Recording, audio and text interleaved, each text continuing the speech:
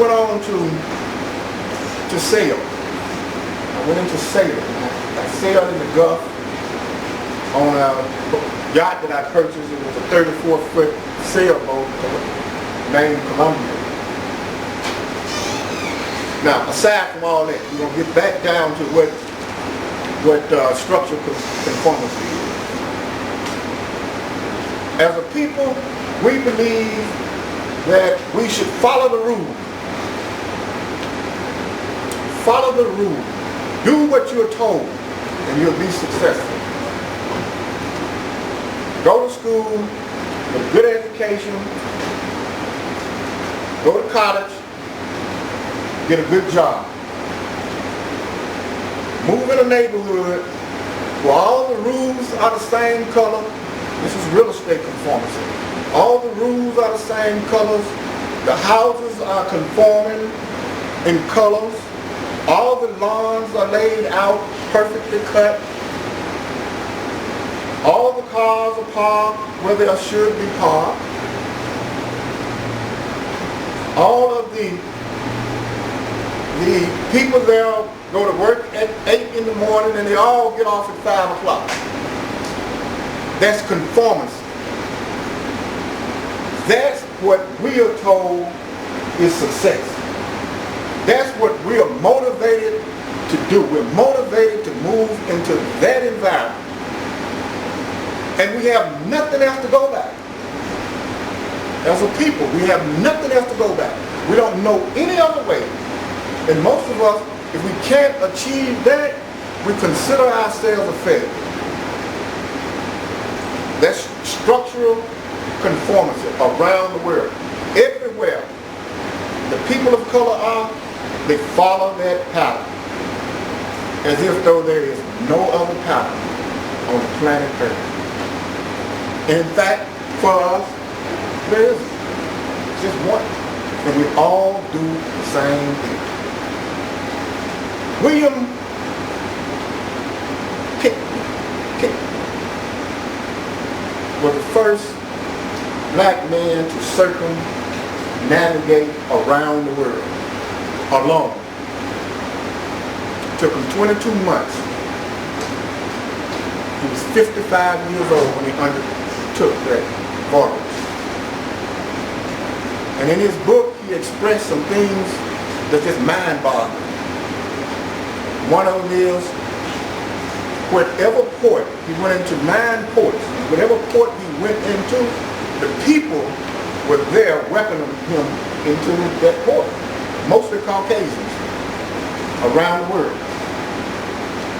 They wanted to see the first black man who sailed around the world alone. And rightly so.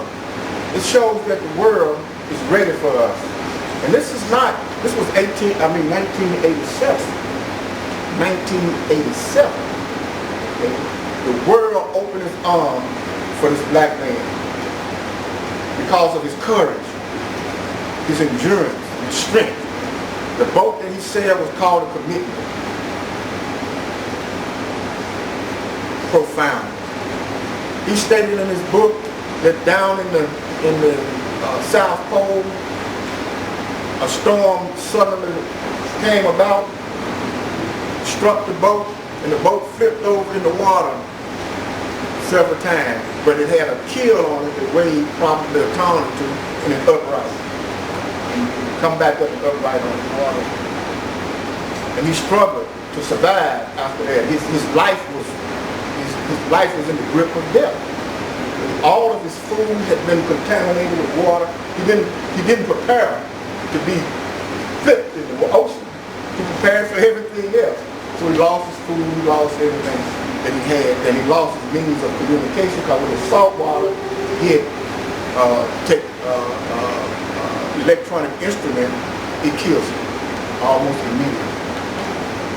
But anyway, he survived to tell the story. And the reason I'm telling you the story is because I see some young people here. Our young people are going to have to learn to not conform. Break the chain of conformity. Go into new directions. give up the old colonial ideals that we have to do things a certain way. There is no certain way that human beings need to do anything. And I just gave you a brief history of my own upbringing. And I guarantee you, in my life, I've had 35 jobs. 35. And if I had to live it over again, I'd do it again. I'd take those 35 jobs all over again. Why? Because I would not conform. Even at 17, I would not accept the world as it is. I believed in trailing the blaze, blazing the trail, or trusting in Almighty God to show me what I needed to do. And that's what I did. And that's why I had so many professors. Okay? Because I never landed in a job and stayed.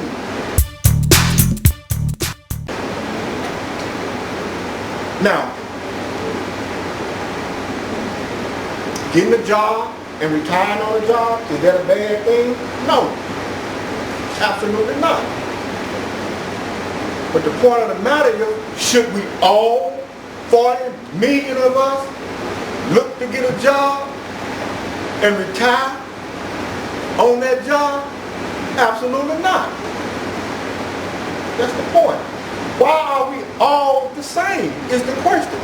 How did 40 million people become the exact same copies one of another? How did that happen? And why aren't we interested in breaking the chain? Why aren't we interested in identifying our own selves, risking our own lives, and doing what we do? Someone told me I was crazy because I got on a sailboat. I bought a sailboat. I bought it out down in Pensacola, in Chico Bay. And I decided to, well, my plans were to get enough provisions on the yacht, find the charts where the enslavers, used to plot their course from the United States to Africa, capture our people, put them on those ships, and bring them back. My plan was to set up the same shot back to Africa. Why? To be the first African American to get on a yacht, a sailboat, and sail the same course that was charted by our ancestors.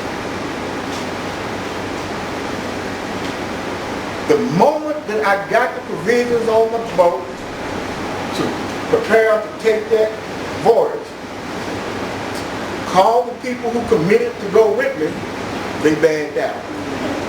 I couldn't go. But if one of them had shown up, we'd been drifting out on the high seas, waiting on help to come get us, because we were going to undertake that voyage, which took courage, and as that brother named this ship, commitment. And that's what we had, and we would have done it. The thing is about us as a people, we primarily fear things of the unseen. We are afraid. We're always using keywords like, be careful. Be careful. Be careful? I don't want to be careful. Be careful for what? What's the outcome of being careful? Don't tell me to be careful. You tell a child to be careful. You don't tell a man to be careful. You tell a man, be successful. Okay? Triumph. Conquer.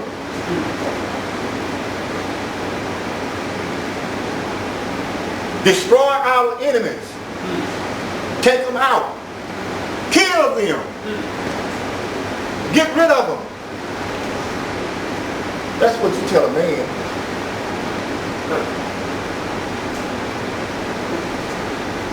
But can we do that? No. None of of the 40 million can do it. But we can do it if that Caucasian tell us to do it. You see what I mean? If we are inducted into the military, and he said, that's my enemy. Go kill him.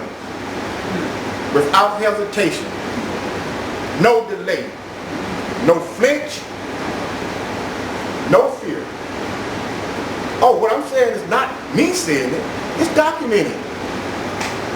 There have been generals who wrote in their books and memoirs about the great courage of the black fighters. How they can hold a Civil War text. One general said that my soldiers are extraordinarily brave, courageous. They can hold their arms forward, and not one of them would break the ranks. And they would hold their weapons, fixed bayonet, right up to the enemy's nose is on the tip of the bayonet before they fire. Civil War. That's the Civil War. So, we are that man. We are the man that the world knows we are, but we don't know ourselves yet. That's the point. So, when I say kill your enemy, oh, we flinch. We break. Why? Because it's coming out of a black man's mouth.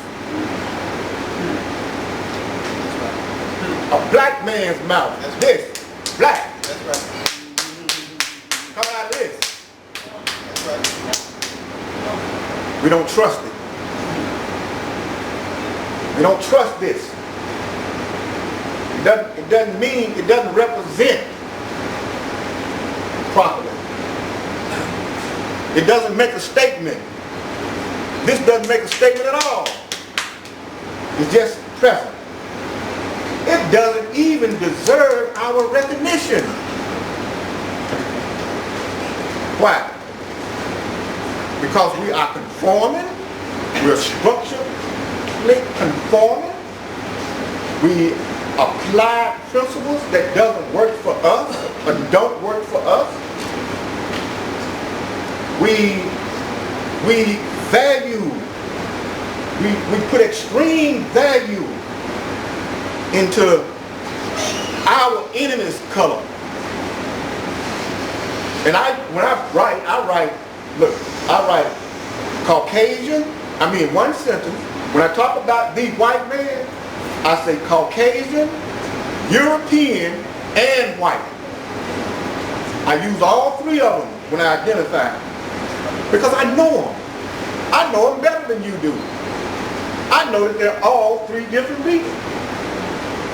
We think it's just one white man. But it's many kinds. So when I say Caucasian, I'm talking about those Europeans too. Okay? From over there around the Caucasian area over there. They're different than the Europeans.